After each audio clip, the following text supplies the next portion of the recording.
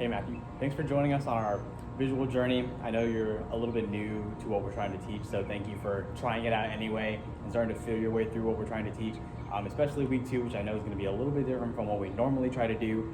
A lot of it is really based on your understanding of stronger balance, because a lot of what we do really focuses on standing on one leg, so you're going to have a need to have an ever-growing and improving strong center of balance, as well as body awareness. That way we can move you in different ways and really get you more aware and comfortable with just being a really, really strong visual performer, whether it's with your legs, with your body, with your face, everything, and all that stuff. So I think you do a very, really strong job working through our 4 different exercises: the up, 4, down, and 4s, the around the world, tendu dégagés, which is a ballet technique if you haven't heard of it before, and the pliés, which is a ballet technique. I think you do a very, very strong job working through it, covering all the basic motions, covering all the counts. You do a very strong job moving through space and time evenly, so really, really good job on that.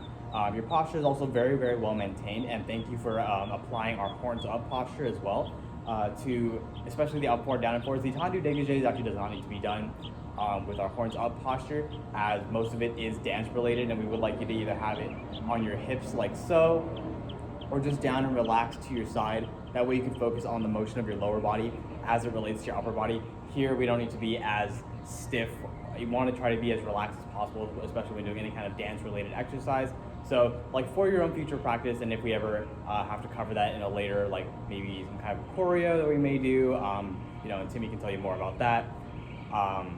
That may be a little bit more better suited to allowing you to achieve a tendu or dégagé a little bit better. So getting into some of the finer details that can help you improve in your personal practice. Your up, 4, down, and 4s is done very, very well, but I think make sure that you're watching the video a little bit more closely, and that when we start, you are starting in first position parallel. If you notice, my heels and my toes are together as I do this. That way I can really focus on pushing down through my standing leg foot as I bring my other leg up.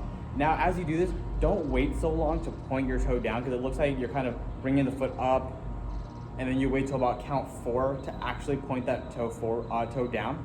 So that'll be something that's gonna become really, really important, especially in our technique videos that you're gonna do later on following this, which we are gonna clear you for week 2. I think you do a solid enough job. You're gonna wanna become really, really comfortable with knowing how to flex your foot. So pulling your toes up, engaging your shin muscle like so, or pointing your foot, pushing your toes down, and stretching out the muscle here in the top area of your foot. So you're gonna wanna become really, really comfortable. That way you can achieve the coupe shape that we demonstrate in our up, 4, down, and 4s. I think you do that kind of well, but it's not consistent. So I think I wanna make sure that you're mindfully achieving that. So your feet are in first position parallel, heels and toes together, and as you come up, you're pointing that toe down as soon as your foot leaves the ground. Now, another thing I think you can do is focus on lifting up a little bit more. Remember, in mini camp, we covered that a little bit, talking a lot about lifting up to the rib cage.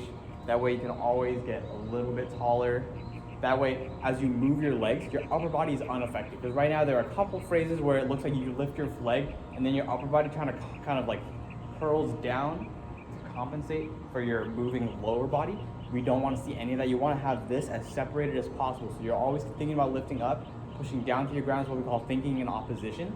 So you can stand as strong as possible no matter what your lower body doing. So that's going to be something for you to practice on your own time in the future. Now, as far as your around the world, you cover everything very well. You hit all the directions, you hit all the hinging points.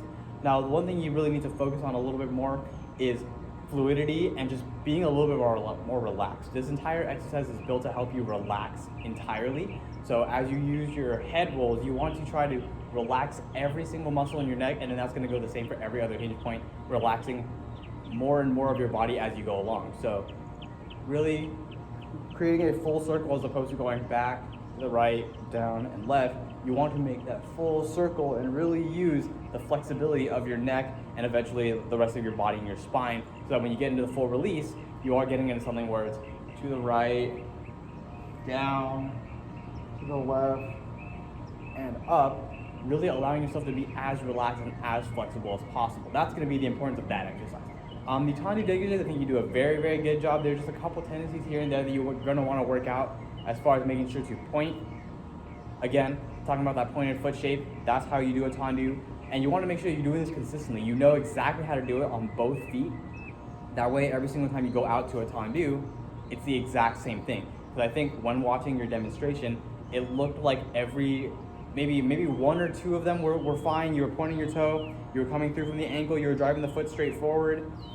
But there were many where it just seemed inconsistent, and it was just like I'm putting my foot out. And I know it's a much more advanced concept to give you guys so early on, but it is going to be something that's going to be very, very important for you to learn and add to your skill set. So you're going to want to make sure you're, again, thinking about that separation between the upper and lower body, which is why we don't keep it here, because until then you have not yet built the amount of skill and knowledge to separate your upper and lower body without keeping your hands on your hips or placing your hands like this to just maintain posture. So those are going to be things that I want you to practice on with your hands in different positions as you work with your lower body, because you want to have your lower body be able to do whatever you need it to without your upper body being affected or compromised or anything like that.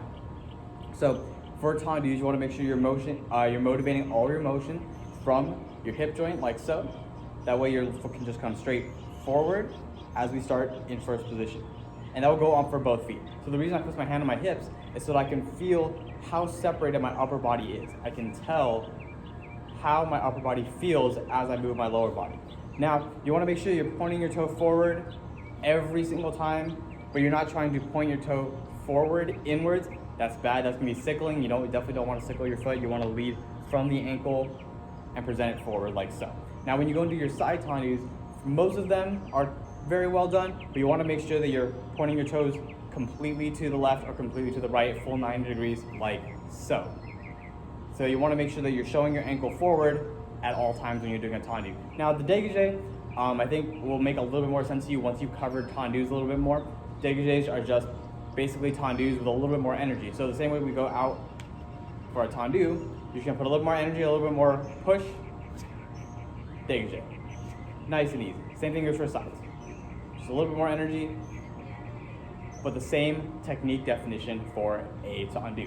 So hopefully that covers everything for that exercise. And if you have any other questions on that specifically, I know it's a little bit more advanced, you can feel free to, you can have Timmy ask me, you can ask me yourself. We'd be more than happy to define it a little bit more for you. Now, as far as the pliés go, I think you do an okay job. You gotta make sure that you're watching that video a little bit more closely, making sure that you notice we start in first position, turned out with our heels together and our toes apart. And then when you do any kind of plie, you want to make sure your upper body stays stacked over your hips. Each one of your vertebrae is aligned. You have that nice strong back that you set up for yourself during week one towards talking about posture. That way when you go down for the plie, this is not, like, number one key, not a squat. So your hips should not go outwards as you do this. You want your hips to remain here, your knees should go outwards to compensate for that. So one really good tool that you can do is place your right hand on your abs here, your stomach, wherever area, and place your left hand in your smaller back, making sure all of this stays aligned as you go down, as if you're sliding down a wall. Now, you're gonna notice you're not gonna be able to go down as low, and that's completely fine until you build up the flexibility to be able to go further and further down, allowing your knees to travel out over your toes. Let me show you this way. Allowing your knees to travel out over your toes as your upper body remains stacked. That, if you haven't noticed, one of the biggest things that we talk about is making sure your upper body stays separated and strong no matter what your lower body doing. That's gonna be the same thing going for your second position, pliés. Upper body stays stacked, knees go out over my toes, and I have absolutely full control. So that'll just be something for you to work on in your future practice. And I know we're gonna have a call soon, and I really appreciate you taking the time now. I mean, I know it's been about a month, but you do have to have your summer, and I appreciate you taking some time, putting some effort towards what we're trying to do. Whether we get a season or not, this will definitely help you set you up to become a strong performer as a part of your marching ensemble. So thank you for your work. Hopefully these comments are helpful and useful to you. And if you have any other questions, please feel free to let me know. Thanks, man.